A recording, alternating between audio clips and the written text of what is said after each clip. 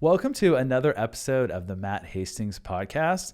Today, my guest is actually a friend of mine, as well as a past client, Alan Lee. Alan originally moved here from California a couple of years ago. We're going to spend some time talking about his journey, his experience as an entrepreneur in Texas, and all kinds of other great things. Thanks for tuning in today.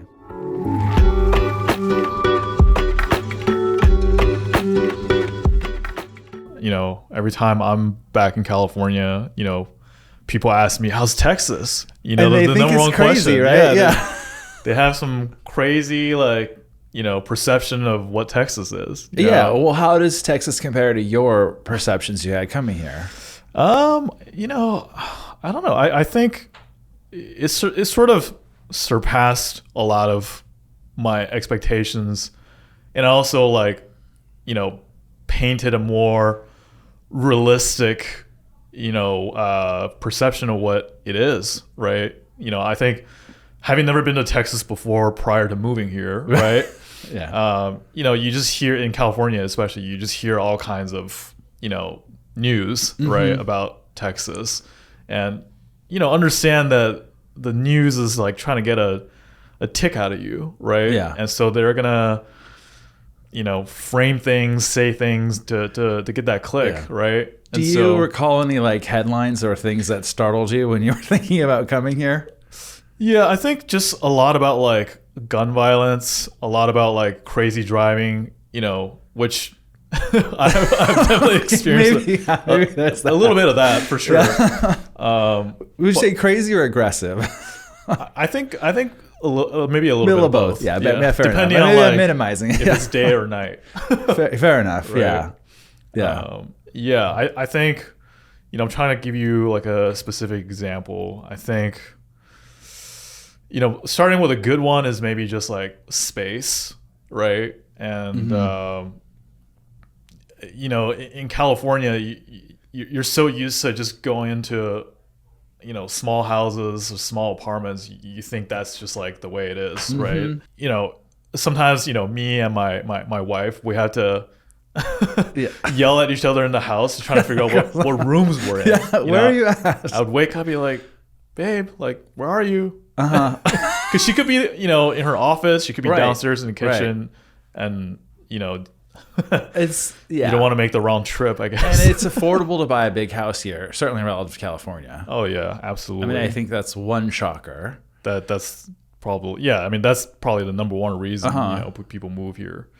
But the downside of that is, it's very big, right? And if you're a first-time, home buyer, that can be very, very surprising, to see and notice how many things that need kind of constant monitoring and repairs and all that. And that can be a little shocking. Home ownership is not all sunshine and rainbows. Oh, yeah. It's probably a little more towards that, but there's maintenance. Yes. Well, everything in life has maintenance, but I think certainly for first-time home buyers, that's surprising. Yeah. And then, of course, we have brutal heat here. Yes. And hail sometimes. Yes. It's not constant. The weather, I guess one ironic thing is that, when I considered moving here, which was like 2 years ago, obviously Texas first made the news about that energy grid, that winter, right? Where it was snowed in and people didn't have heat. Luckily, when I moved here, I've not experienced that. I have experienced some blackouts, but it seems to happen a lot less actually than California. I know. I definitely think it happens more there. There's a lot more power outages there now because of the fires and all that. And in the summer, the time when in California, the winters are mild, you don't necessarily care as much. Yeah. So, that's the ironic part is that, in California, I'm still on the PG&E alert system. And, for my area where I moved from, sometimes I would get alerts that's hey, prepare for blackouts from this hour to this hour. And I'm like, wait a second, that's that's not supposed to happen, right? Yeah, that's not what. Yeah. Yeah, I will say I don't recall getting alerts for blackouts here. They just happen and then they come quickly, but it's usually like short-lived. Like 20, 30 minutes max. Yeah, exactly. Yeah. It's somebody hit a power line or something like that. Right. Yeah, so you came about 2 years ago, and if I remember your story, you had a friend here and you just said, I want to go check out Texas. Yeah, so I think let's go back to maybe when I first moved here to California, right? So originally I was born in China, and I moved here when I was about 13 years old. 4 days before 9/11, actually. Oh, wow. Yeah, it's always the first thing I think about when I think about moving to America. That's a traumatic time in our country, and to move here. Very interesting. And to be a teenager. Yeah. So it was probably like double culture shock. Yeah, it was multi-shock in so many ways. Yeah. Right. Considering that it was my parents who moved here first, and then I had to basically move in with my grandma, and I was, effectively raised by her, my grandpa, and my aunts, right, from the age of, if I remember correctly, from 6 to 13 to 14, maybe. Okay. Had you come to the U.S. before then, or? No. Okay, so when you're moving here is your first time here. Yeah. And so then 13 means you attended high school here. Yes. And then yes. And then the adventure began, right? Yes. Yeah. What were the things that surprised you most? I mean, you were relatively young, but still a teenager, like about moving to the States from abroad. Yeah. I would say the first thing is the blue sky. I don't know if you've ever been to China. I'd like to go, but I have not been. Yeah. I think I would stick out like a sore thumb, but I'd like to go. Well, there's a lot of foreigners now there. So depending on where you go, Chinese people are used to foreigners now. Yeah. But, I think the first thing you notice there is that, on a sunny day there, you don't see any blue, right? It's just kind of like a gray color. Wow. It's right? so crazy to think about. Yeah. Because of pollution? Pollution, that's a lot in the major cities. But if you go to the countryside, you do see blue. Okay. Right. I think LA used to be like that. Yeah. In maybe my childhood. Yeah. When they did all that work on getting rid of the smog. Yeah. Things have changed a lot since then. So, first impression arriving when I, at SFO, just looking out at the sky, just noticing how blue. I was like, whoa, man, this is crazy. It's blue. And obviously that crisp ocean air just like hitting you, and you just like feel good. Oh, nice. Yeah. It's like being in nature. You just feel good. Yeah. I think that's one thing about California that differentiates from many states is the weather and the natural beauty. Yes. And moving it's hard here, to beat that. Yeah, moving here and then going back to visit my parents, I've sort of gained a appreciation for just how good the weather is there. Right, unbeatable. Yeah. What part of California are your parents in still? Bay Area. Okay. Yeah. Do you guys have air conditioning? I did actually.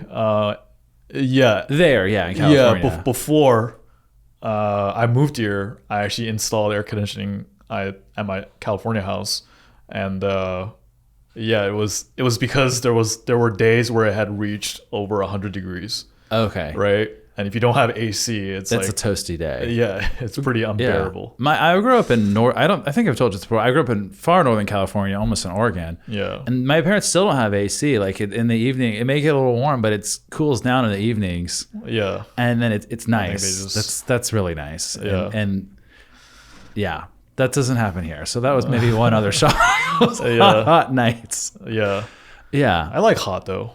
If you like hot, Texas will be great for you. Yeah. So you came from China to the U.S., did high school here. Yeah. Went to school in California, I think, for college, right? Yeah. And then what's your story from there? Like what brings you all the way from college to present day? Yeah. So, like a lot of immigrants, you're sort of taught to, make the most of your opportunity being in America, right? And I think I didn't realize maybe how lucky I was, growing up in those teenager years. I had my, let's call it rebellious moments, Yeah. right, against my parents, right? So I didn't really like take advantage of a lot of the opportunities that, maybe youngsters have now, today, right? So, I did not get into any UCs when I applied because my high school was very hard. And, because English wasn't my first language. Yeah, it's a double whammy. Yeah, so it's very hard, adjusting to the culture, first of all, right? Yeah. And then understanding the language, and then, taking tests, writing essays. That's also another, challenge, right? So my grades were pretty bad. Must mean you had a lot of fun. Yeah, I had a lot of fun. That's for sure, because, the freedom is great, right, in the U.S. I take that for granted. Yeah. I mean, can you give me an example? Like when you say like a high school here, how is it different from a high schooler in China? Yeah, it's different. We would have to wear a little red, I don't even know, what do you call it? Scarf or a little red It's not like handkerchief? a bow tie. Okay. No, you have to wear it. It's like to show your respect to the party. Oh, okay. Right? And, and it wasn't optional. And it's not quite fashionable for a young guy to be rocking a little red true. Like handkerchief. In high school, you're thinking about image and what does everybody think of me? Yeah. Right. And so I would always just take it off and just not wear it. And I would be disciplined for that. We're talking about ruler to the hand, type of discipline. Right. So, I started thinking we should go back to that. But yeah. So, comparing that, if you made trouble in America, worst thing you can get is maybe a detention where you just school do your homework. Yeah. It's true. As a teenager, it does seem like the end of the world to be staying late in detention. Yeah. And I got plenty of those too. Okay. So I think, troublemaking is probably part of my DNA that I've realized. But that probably makes you a good entrepreneur too. I think there's an element of, entrepreneurship that can be linked to not fitting in, right? And pushing the limits a little bit. Yeah. And maybe that's always how I felt, right? I'm an immigrant to this country. English is not my first language, right? I went to a school that was in an affluent area, and my parents were not affluent people, right? They were Double whammy. Right. So it was just kind of weird, that I would go to my friend's house. They would have these giant houses, right? In the nice hills of Bay Area, right? And their parents would, drive fancy cars. You go there, they have orange juice in like a container where if you're not that fancy, you just drink it out the carton. You know what I'm saying? Oh yeah. But they got fancy drinkware for that. Just for the orange juice. Just for the orange juice. Okay. Sometimes watermelon juice too. Oh, wow. So it's growing up from having obviously none of that. Right. Yeah. To that, it's just like a complete shock, right? Yeah. After going to that high school, not getting into college because I had bad grades, right? I had, no choice but to go to community college. Okay. Right. And and actually, for the young people that are listening, you should definitely consider that as an option, right? Yeah. Number one reason, it's sometimes easier than high school, right? It was easier than my high school, Wow. in a lot of cases, right? But it also gave you some room to figure out the next step. Yeah, exactly. It's easy to spend a lot of money on college. Yeah, and especially tuition now, it's very very high, and I lucked out by going there, getting pretty decent grades, and saved a bunch of money, right? And I just transferred into Berkeley, which is a great school. Which is obviously a great school. Yeah. I would highly recommend it. Yeah. Now, would you recommend it to somebody who's not from California? Yeah. And when I tell you about my experience, understand that's like a long time ago, right? That's like 2007 or to 2011-ish, right? There's a different climate, right? But I would say, I don't think I learned a lot, in terms of like just becoming a more better student at Berkeley, right? I was still just barely making it, right? Barely, in school, but I think the experience is great, and that's actually where I got my first taste of entrepreneurship. Is because I was into electronic music at that time, right? And I was into DJing and all that, and I wanted to be part of like a club or a group or whatever. I just want to be involved, right? And I kind of saw that the music was kind of growing, around there, and so we co-founded this club called Electronic, which I think is still active today, although I'm not sure. Right?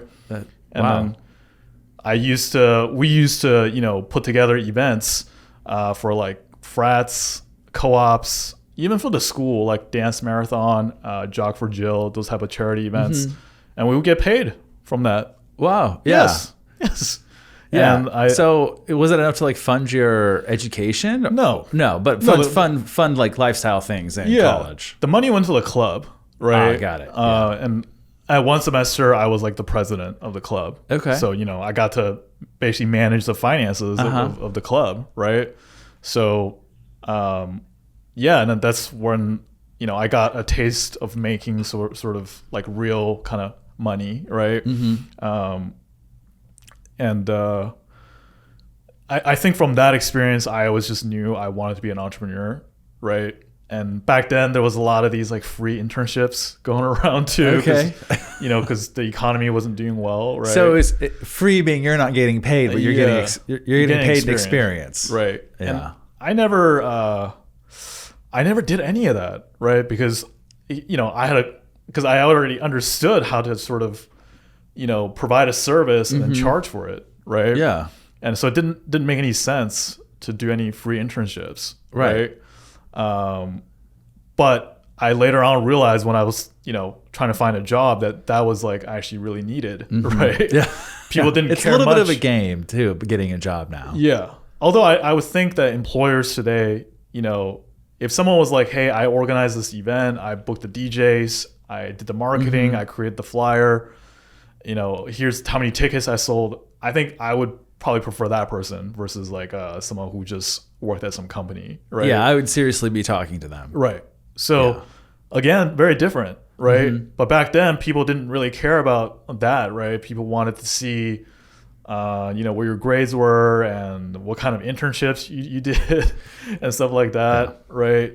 And so I had a very hard time finding a job right outside of college. Right. But if I recall, you had a job before becoming kind of an entrepreneur. Yes. I had, 5 jobs. Oh, nice. I was fired every single one of them. That means you learned at least 5 things. Yeah. It's also a sign that I knew I was going to be an entrepreneur. Yeah. Right. Because every job I had, they would just be really simple. They would just be like, it would take me like an hour to do. And the rest of the time, I just had to pretend that I'm working. Right. And I just hated myself for doing that. Yeah. Right. And, I've often been told that I have an attitude problem. Right. That's always the reason why I was let go. Right. Oh, interesting. Yeah. And is it going back to like the pushing the limits thing? Or I think like so. Wanting to look at things in a different light? It goes back to not wearing that little red handkerchief. Right. And just being like, no. Yeah. No, I'm not doing this. I'm not doing this. Right. Yeah. Are you a real estate agent listening to this podcast? Our team is growing. To find out more about joining a fun, service-minded team, go to hastingsre.com/careers. That's HAISTINGSRE.com/careers. Now you're an entrepreneur. Yes. Dreams materialized and ongoing. Do you want to tell us a little bit about like your businesses and like what you're working on, or sure. kind of your story up to today?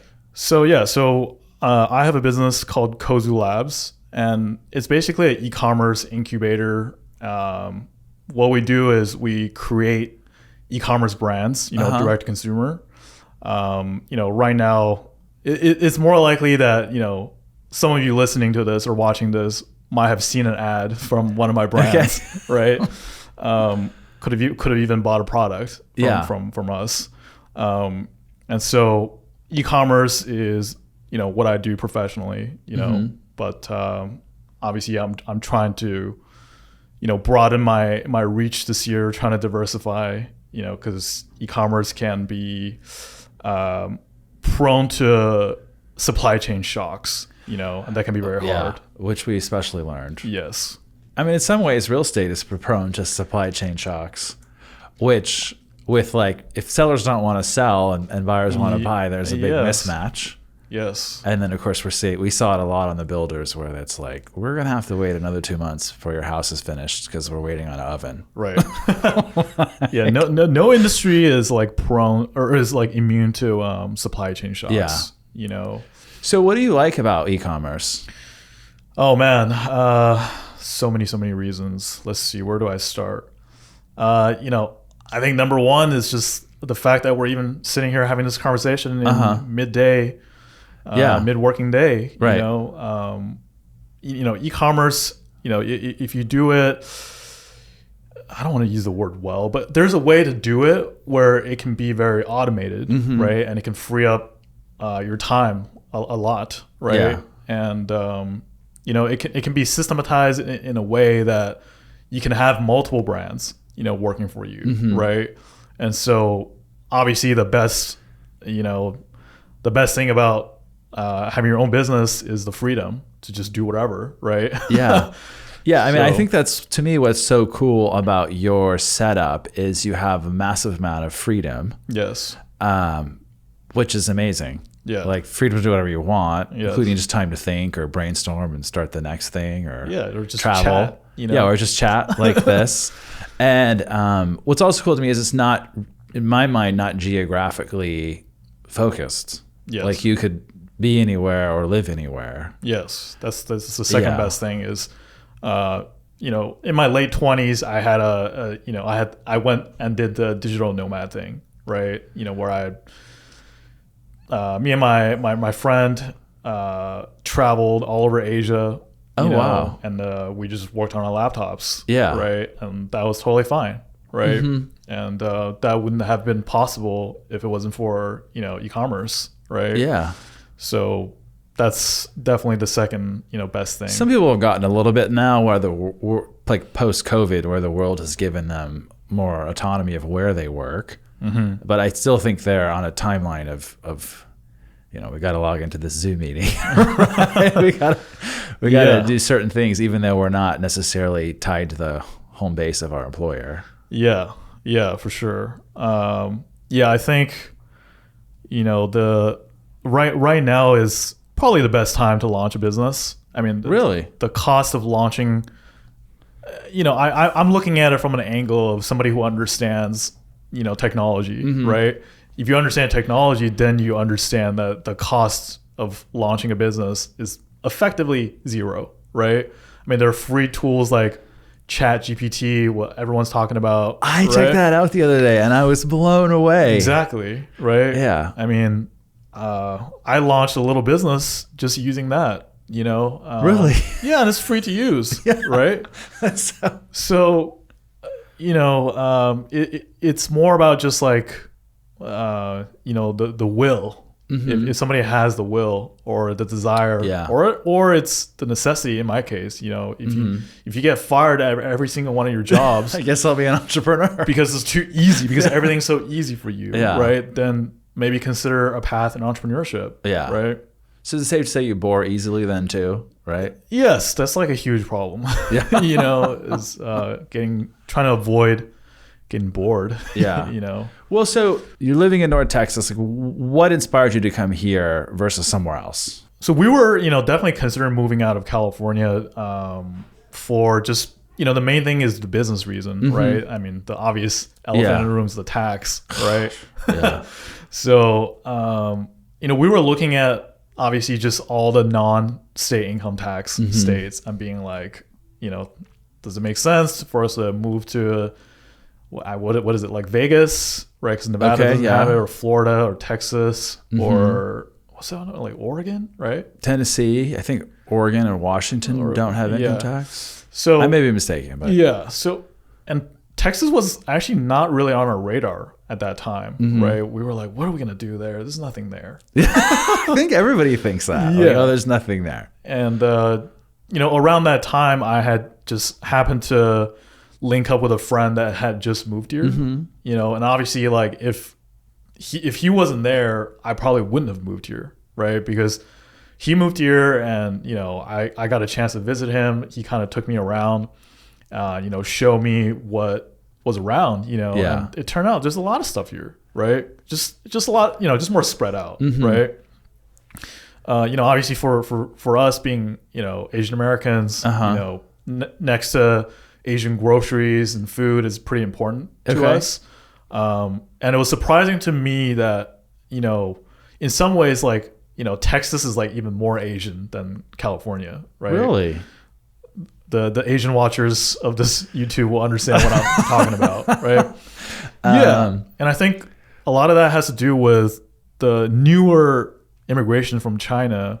They're skipping like LA and New York together because it's so like not affordable. Yeah. They're just going straight to Texas. I personally think there's more opportunity here too. Yes. I think California is, I grew up in California, and there's, like we said, there's a lot of great things about the state, but I don't think the opportunity is there anymore. Like if you're already in, you're set. Yes. But like if you're not in the mix, or you don't have the house, it's got your property taxes that are assessed for 30 years, value, no value.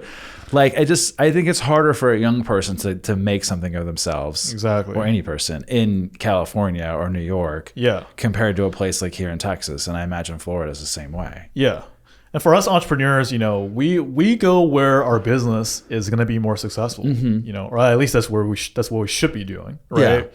And the way we looked at it is just that, if we move to Texas, obviously our burn rate is going to go down a lot, right? Because food and gas here are a lot cheaper, right? Or more we reasonable. Were home in California recently. Yeah.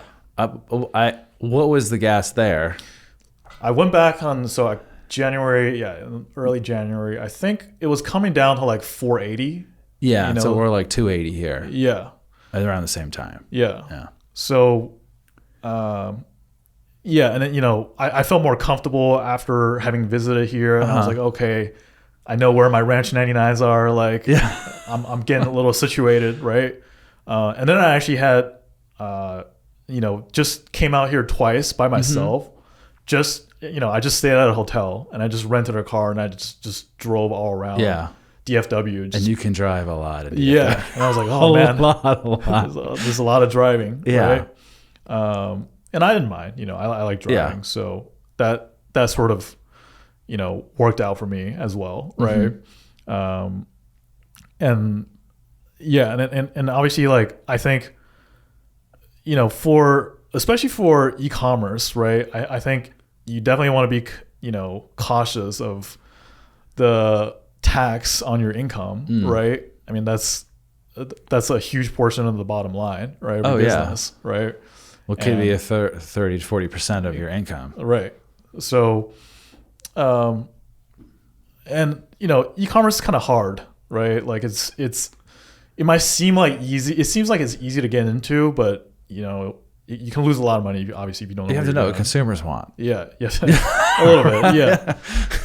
So, the way we saw it was just like we could just have a bigger safety of margin when we moved here, right? And we can have a house that that we buy and live in, and eventually you realize like paying rent and paying mortgage is the same thing, right? There's no really any difference. It's a fixed monthly cost. Yeah.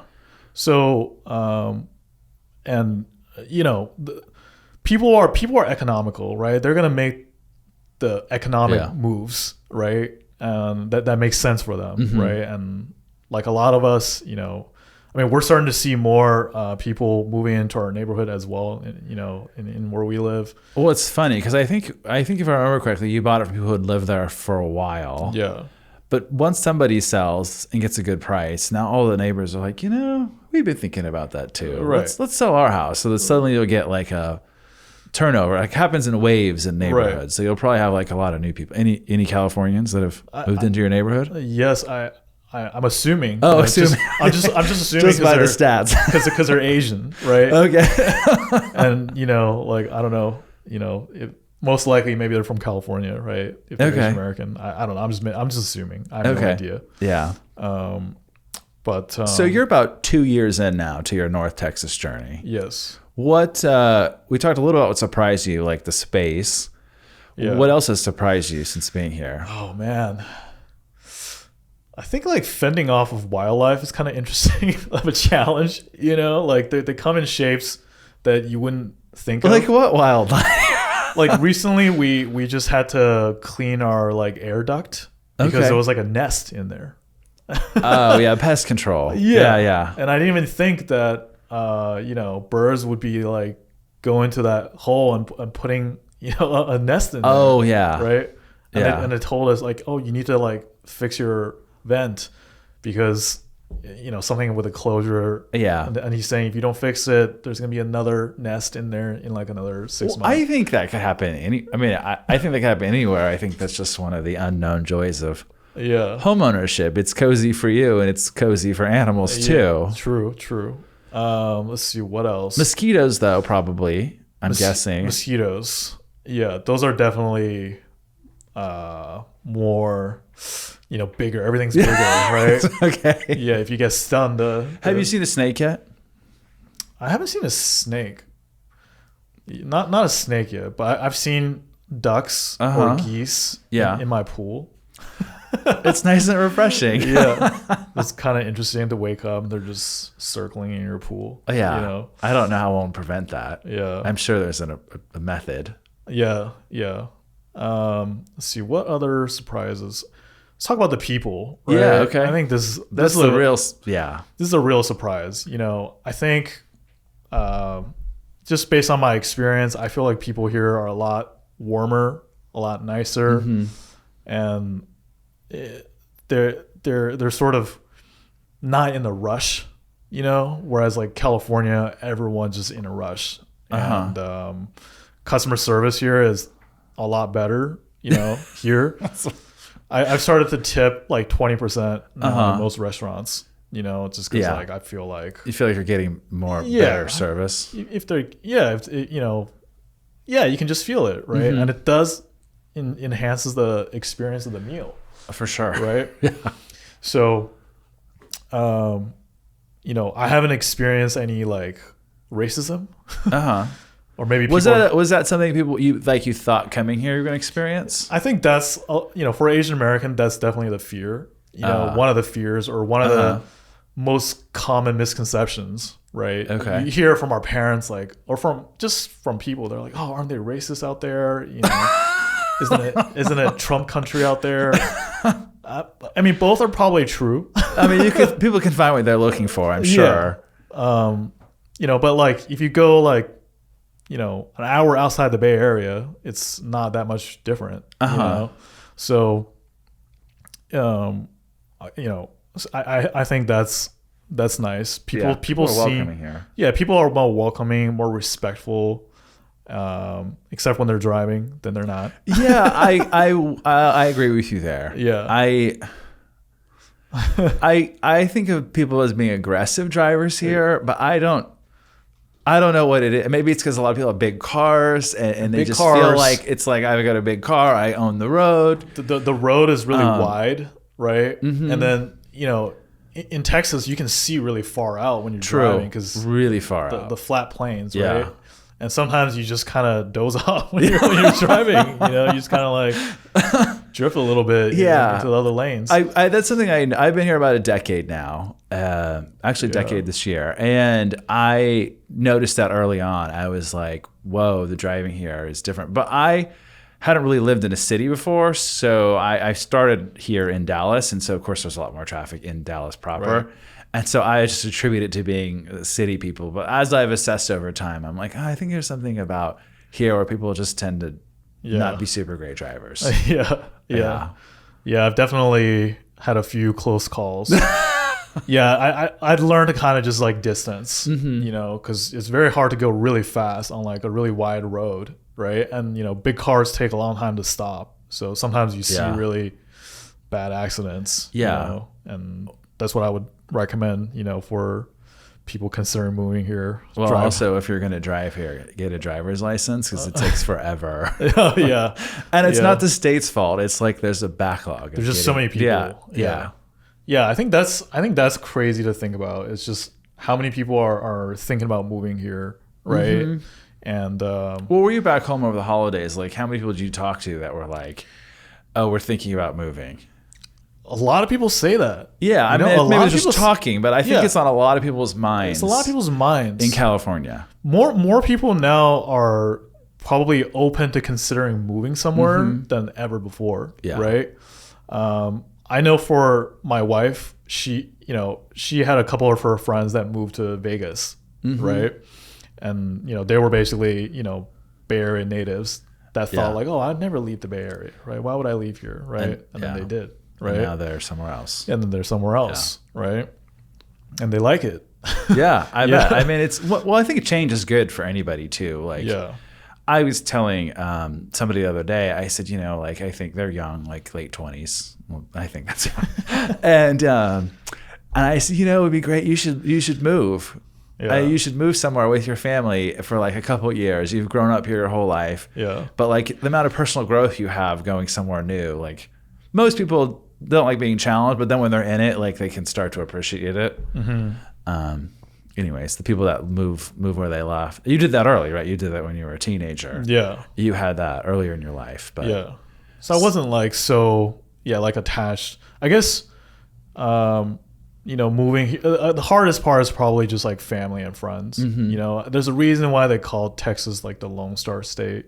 In some ways, like Texas has that reputation when you kind of go to like either start over or like reestablish yourself or whatever, so you kind of the lone wolf in the pack, right? I thought it was because of the big open skies. Maybe it's just something I should research. Like, I mean, I know that's just kind of like my feeling when I'm in Texas. Well, people joke about chain migration, and they're like, "Oh, that's real. It happens in Texas all the time." Somebody moves, and then they say, "Oh, Matt, I need you to help my brother or my sister. They're moving now." Like, there's one, there's always more. Like, it just keeps happening. And I think that's a good thing. It's a positive thing. It's a positive thing. I think people should feel like where you live is huge on your happiness. Like, so you should make that. You should think about that, and you should question, hey, is living where I'm living right now making me happy, right, or depressed, right? Yeah, I know. I think about that a lot because some people feel like they have to buy a house just to have a house, but there are lifestyle factors that come with your house, and I think people need to weigh that when they're making a decision. Like they're moving far away so they can get a house, but they're giving up all the things that they were part of their lifestyle. Yes. You see it less with the affluent buyers and affluent people, right? They have more choice and they live where they want to live. Right. And then therefore they have the lifestyle they want to live. But or the people that are like, I don't mind a commute, and then like a year later they're like, this commute is brutal. It's eating up my life. And you're like, I kind of figured that would happen. Yeah. We talked about this. But lifestyle. Yeah, I mean, weather is like a huge, talking point about Texas, right? Because the record heats or the snowing or whatever, freezing, right? But I think it depends on like who you are, right? If you're a work from home homebody like me, then you're gonna be staying in your house 95% of the time. Yeah. If you got AC set up, you're pretty much good to go. Right? I think everybody here has AC. Yeah. Like I've yet to see a house that didn't have it, like someone that was incomplete, right? Yeah.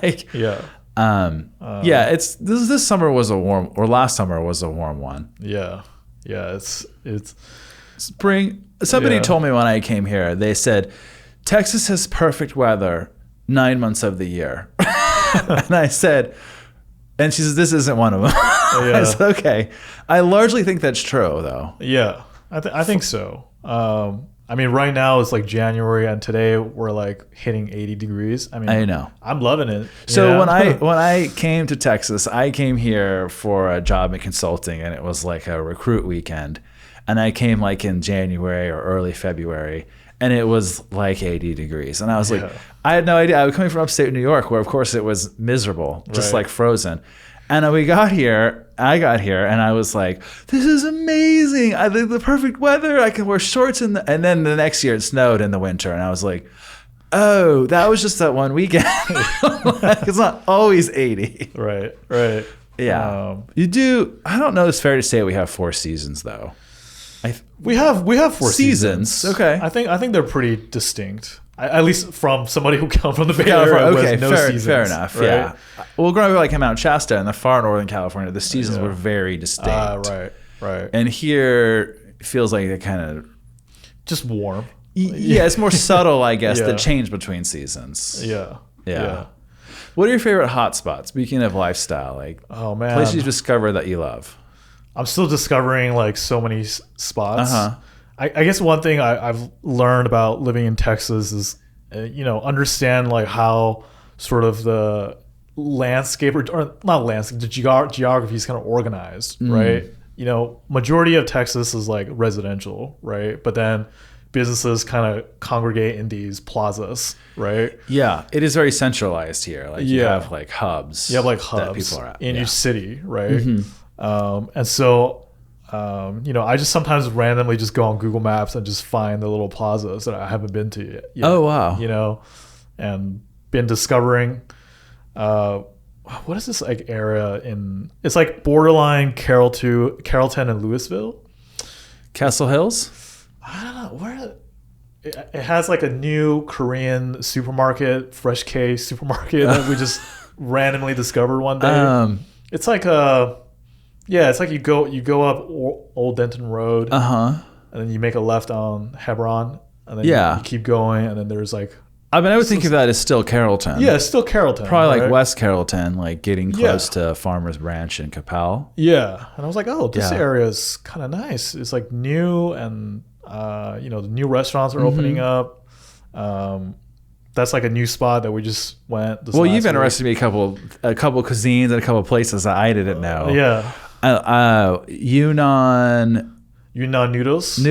Yeah, that was fun. Yeah, and delicious. I'll take you to more spots. And then what was the other spot in Addison we went to? Bushi. Bushi. Dim sum place. The fancy dim sum place. Yeah. Let's. That was fun. I'm simple. I'm like, let's go. I mean, it's easy. My places are like pizza, hamburger, fried chicken. Oh man, come on. So unsophisticated, but delicious nonetheless. They're the best of those cuisines. We're in DFW. You gotta try more. Yeah, I think, and tell me if you disagree. I think the restaurant scene here is underappreciated, like very underrated. Yes, like there are great restaurants that are like just people don't talk about them, but when you go, you're like blown away. Right. Like I was saying about the immigration, right? I think first wave is mostly just, I'm just talking about China, specifically, right? I think people are skipping LA and New York and just going straight to Dallas, right? Or the ones that can, right? And they're bringing whatever, trending restaurants from their home country, right? Yep. So actually a lot of like trends from Asia actually now are starting in Dallas first, right? And that's crazy to think about. Yeah, not in LA, right? And they test it here, they prove the concept, and then they ship it out to the It's actually coast. Brilliant. It's probably way more affordable to proof of concept here. Exactly. It's a pretty diverse population. Very diverse. So you can test that. Yeah. It's much more affordable to get commercial real estate here. That's better. I would argue better business laws. Less loosened business laws. So that's interesting to think about. Yeah. So restaurants, you're always trying new restaurants. Always trying new restaurants. Are you still going to Lifetime? Yes, still going to Lifetime. Yeah. I'm like a huge You'd think I were like a paid spokesperson for Lifetime, which I'm not. Lifetime, if you're listening. No, that's a great spot. Have you tried any other absolutely activity spots? I think, let's talk about the hot weather and gyms, right? Okay, yeah. Because I think one thing that was like a surprise, again, we're not sponsored by Lifetime or anything, right? We're just members. We just enjoy it. In Lifetime, like the gyms are like so big and so nice, huge, right? Yeah. And it's not. Maybe like the Plano spot is kind of crowded, but where I go, there's multiple locations, right? And it's not crowded.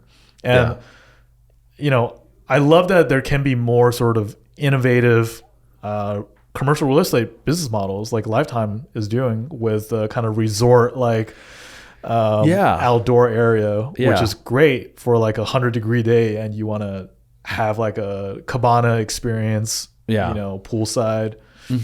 And that's been like a very, I think, because in California the gyms are so tiny and it's probably so expensive to get super expensive, twice the price, right? For half the space. Plus the weather. I think people are more likely to work out outside year round. Yeah. And I'm not going for a run in the summer. Yeah, there's no not outside. Not outside. Yeah, for sure.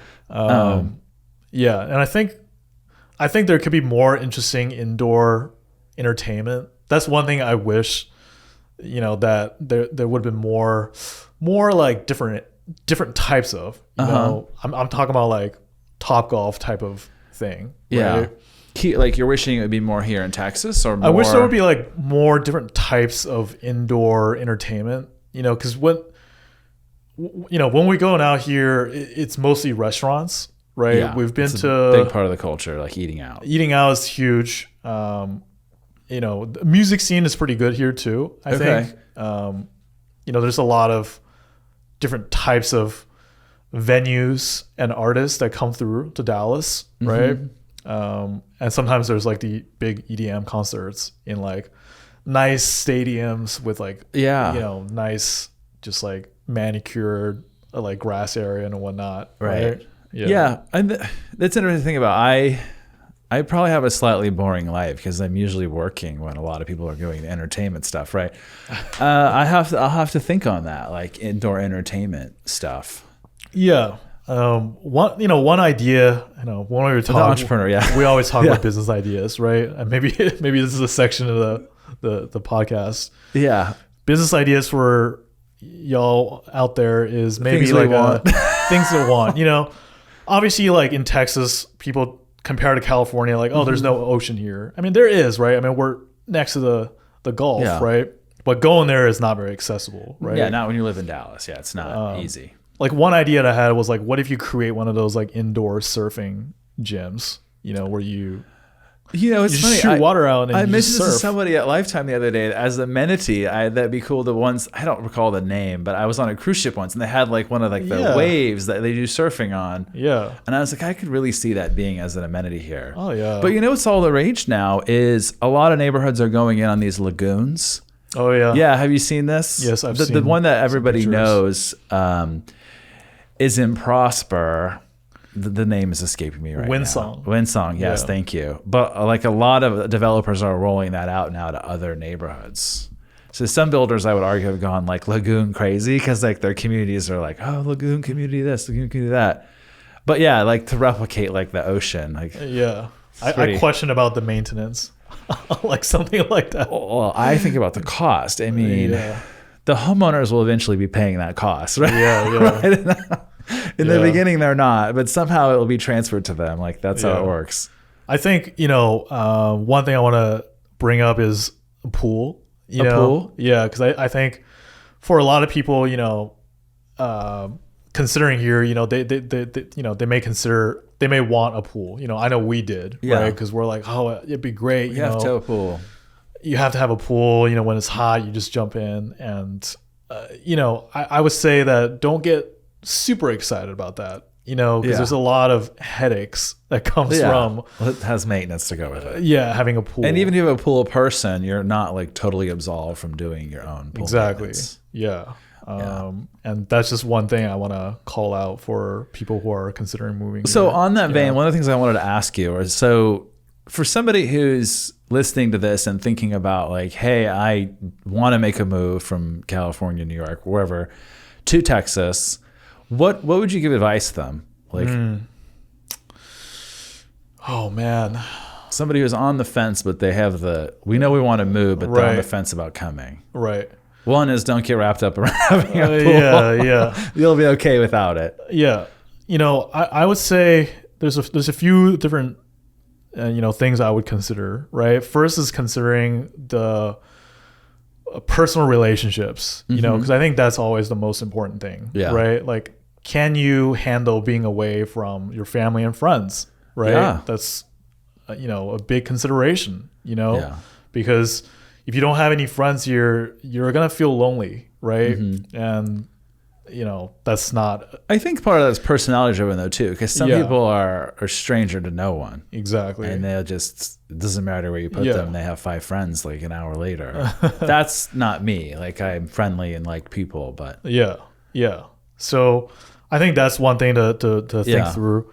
One way to think about sort of how to remedy that, is, again, this is mostly just talking about, people who have their own businesses, right? Yeah. Obviously if you have a business, you can have points, right, from your business, and, you can visit, Oh yeah. What I sort of found out, or what it's sort of become, is that, even when I was living at home, maybe I would go home a little bit more often, but not that much more, right? So I'm still going home in the same frequency, right? Yeah. And it might improve your family relationship, right? Because sometimes having distance. Yeah. Well, I have to be intentional about the time together. Exactly, right? Yeah. So your time is maybe more, intentional. Yeah, like you're saying, right? On the second thing is, like, maybe think about the size of the house that you want to buy, right? It's easy to get excited to think about, like, oh, I'm gonna have 5 bedrooms, like 3 bathrooms, a big yard, and all that. And ask yourself if you're the person that enjoys, cleaning the house, right, and having to deal with maintenance, repairs, and all that. And furnishing it. Like, some people enjoy that, but other people are not into the effort. And, for some of you, at least this is something we still think about a lot, is like, would we ever move back to California, right? And if that's like part of your decision also, then you definitely want to factor in, hey, maybe I want a low maintenance house if I don't see myself living here for ever. If you're testing it. Yeah, if you're just testing it, right? Don't overcommit is kind of what I would recommend, And I would say, like, book an Airbnb, book a hotel, just like stay here. Spend a while here. And see if you really like it. Find the gyms that you're gonna like. Find the restaurant areas. See if there's activities that you like that's available here, right? I think the truth is there's something for everybody, but you have to be willing to look for it. You do have to seek out. I think because everything's so spread out in Texas, it's not always when you're here, you really feel like you're the character of your own movie. You really feel like that. Oh wow, yeah. Because you got the Great Plains. You got the open skies. The possibilities are endless, right? And so, see if you find like the things that you're gonna want here before moving here, right? Yeah, that's probably sage advice. Like, spend some time getting to know the area, rather than make a leap. Yeah, obviously, you can watch YouTube all you want, right? But this is what I tell people who are doing virtual home shopping. I say, here's my deal. Like, I'll do the virtual tours, but my ask is you're going to come during the option period. And yes, that might mean we find the house and you have to buy an expensive plane ticket. It's going to be way cheaper than buying a house that you're not in love with. Like, I can show you the house and give you all the details and tell you the things I don't like about it. That, be totally transparent. But at the end of the day, like, there's no substitute for like boots on the ground. That's right. And then I'm like, look, we can terminate. This is different than other states. Texas, you can terminate your contract with an option period. So I'm like, come during the option period. If you don't like it, we'll keep shopping, or you'll just have a great trip. Right. And we'll terminate, but you're not going to be stuck. Yeah. Because I'm pretty conservative. I don't want people are calling me, why do we buy this house we don't like? Yeah. So it's 2023. What's next for you this year? It's a good question. I think more sort of investment into kind of personal life. Okay. I think it's been on my mind a lot. And a lot of that has to do with the fact that, we do have this house, and there is like things that once you start living in it, you're like, I don't like this, right? I want to change it. I want to customize it. Yeah, I want to do it the way I like it, right? Yeah. So if it makes you feel better, it happens even on brand new houses they just built. Yeah. So I think, taking care of the house and really understand like that's part of your investment too, right? Yeah. And spending more time being a better husband, learning to be a better husband. I was recently married. Congratulations again. Thank you. And I don't know. I think we're gonna try to have a baby. Oh, nice. Later this year, right? Well, now the big house isn't going to be a problem. Yeah, it's kind of like you have a big house now. Like let's fill it up. Yeah, let's fill it up, right? It's kind of empty in there, right? Yeah. So I think it's ready for that. Yeah. I mean, business wise, just you're constantly thinking about new things. Yeah, constantly trying to launch new businesses, right? Like I was saying, right, there's the cost of launching businesses or side hustles or whatever is just gone down to like nothing, right? Yeah.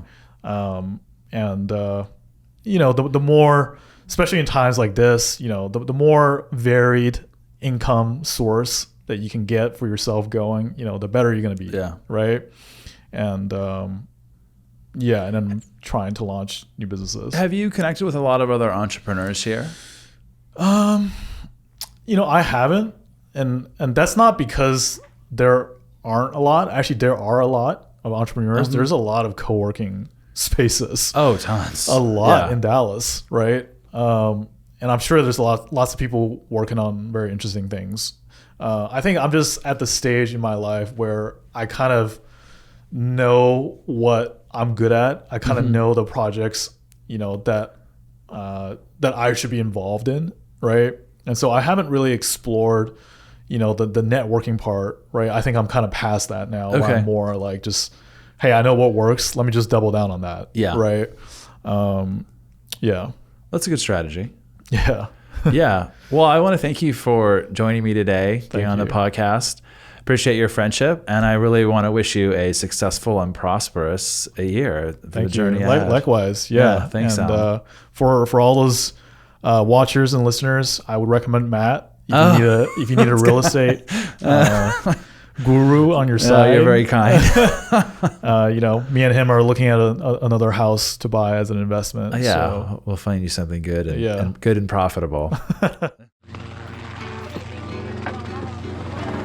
Have you been thinking about moving to North Texas? Maybe you're looking in Plano, Dallas, Frisco, or the surrounding communities. Each year, our team helps dozens of families make the move to Texas. We'd love to help you begin your journey. Learn more on our website at hastingsre.com. That's HAISTINGSRE.com.